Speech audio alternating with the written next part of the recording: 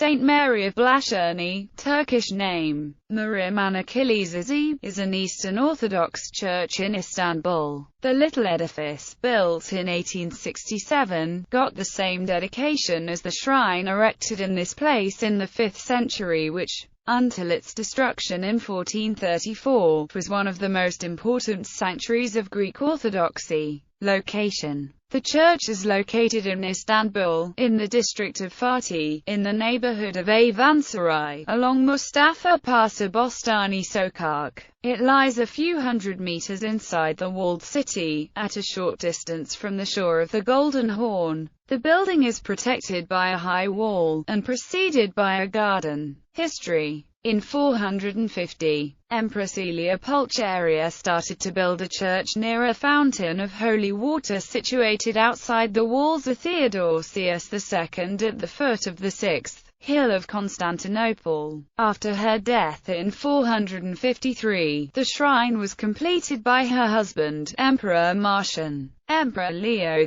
I erected near the church two other buildings, a pareclesion, named Hiesuros, since it hosted the holy mantle and robe of the Virgin brought from Palestine in 473, and the Hien Lausma edifice, which enclosed the fountain. The importance assumed by the whole complex encouraged the emperors to lodge in the surroundings and to build there the nucleus of what would in later centuries become the imperial palace of Blachernae. During the first quarter of the 6th century, Emperors Justin I and Justinian I restored and enlarged the church. The name of Blachernae may come from an old name of Romanians and from a small colony of Lacs. St. Mary hosted a famous icon of the Virgin, named after the church Blachernae. It was painted on wood and riveted with gold and silver. This icon and the relics of the Virgin kept in the pareclesion were considered by the Byzantines as most powerful talismans,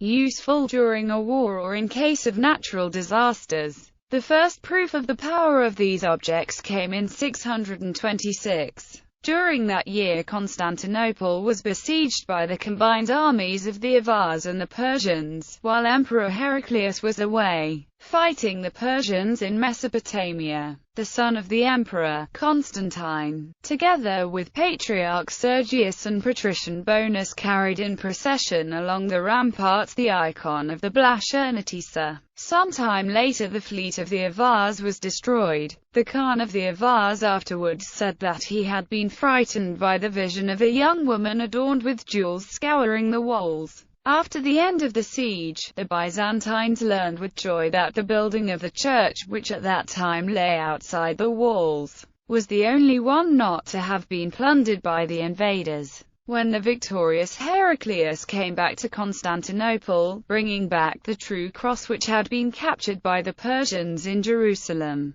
the Patriarch received him at St. Mary. Sometime later, the emperor built a single wall to protect the church, thus enclosing in the city the suburb of Blachernae. The protection of the Virgin of the Blachernae was also credited with the Byzantine victories during the Arab siege of 717–718, and in 860, during the invasion of the Rus. In this occasion, the veil of the Virgin, which by that time had joined the other relics in the church, was shortly plunged in the sea to invoke the protection of God on the fleet. Some days later the Rus fleet was destroyed. In 926 too, during the war against Simeon of Bulgaria, the potency of the relics of the Virgin helped convince the Bulgarians to negotiate with the Byzantines instead of assaulting the city. On August 15, 944, the church received other two important objects: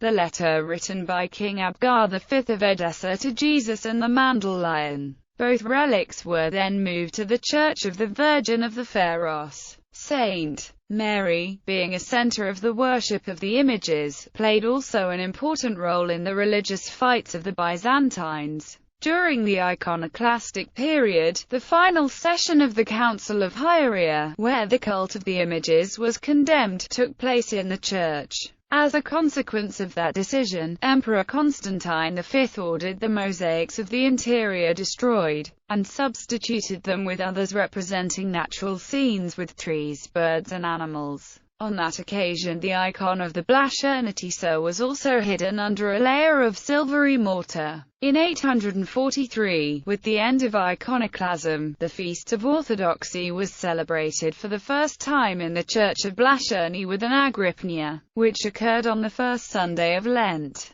The Blachernae was discovered again during restoration works executed during the reign of Romanos III Argyris, and became again one of the most venerated icons of Constantinople. The Church of St. Mary was completely destroyed during a fire in 1070, and was rebuilt by Romanos IV Diogenes and Michael VII Ducas respecting the old plan. According to Anna Komnena, the so-called habitual miracle occurred in the church before the icon of the Virgin Blachernae. On Friday after sunset, when the church was empty, the veil which covered the icon moved up slowly, revealing the face of the Virgin, while 24 hours later it fell again slowly. Anyway, the miracle did not occur regularly, and ceased completely after the Latin conquest of the city. After the Latin invasion of 1204, the church was occupied by the Latin clergy and placed directly under the Holy See. Already before the end of the Latin Empire, John III Ducas Vatatzes redeemed the church and many monasteries for the Orthodox clergy in exchange for money. On February 29, 1434, some noble children who were hunting pigeons on the roof of the church accidentally started a fire, which destroyed the whole complex and the surrounding quarter. The area was largely neglected during the Ottoman period.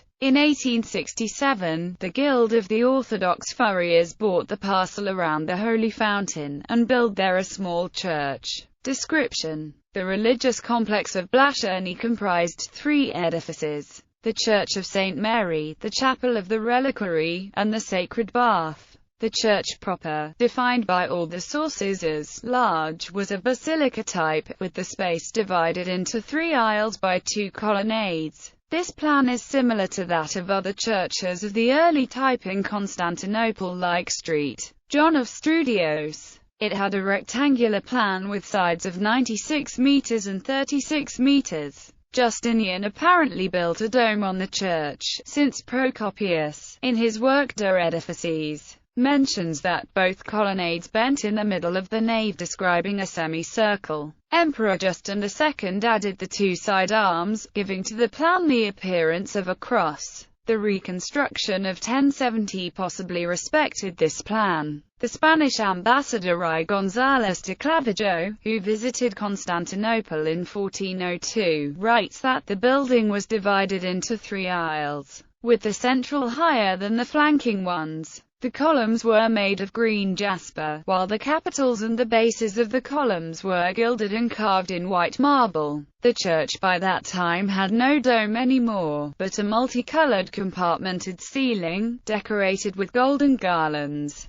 The walls at that time were covered with colored marble panels, while originally a silvery mortar was used. Near the middle of the nave, there was a silver ambon, while at the end lied a rich iconostasis surrounded by sculptures. On the upper part of the walls, there were mosaics representing the miracles of Christ and several episodes of his life up to his ascension. To the church belonged also tribunes and an oratory. The shrine communicated through a porticus in a stairway with the imperial palace of Blachernae, which, lying on the slope of the hill, overlooked it. On the right of the church lied the Pareclesion of the High Usoros, which contained the dress and robe of the Virgin. The veil and a part of her belt were later also kept there. The building was round and had a narthex and tribunes. An icon of the Virgin donated by Emperor Leo I and his wife Verena was also worshipped there. On its right was kept the casket, adorned with gold and silver, which contained the relics. They were rescued from the Latin occupation, and after the restoration of the empire were kept in the church,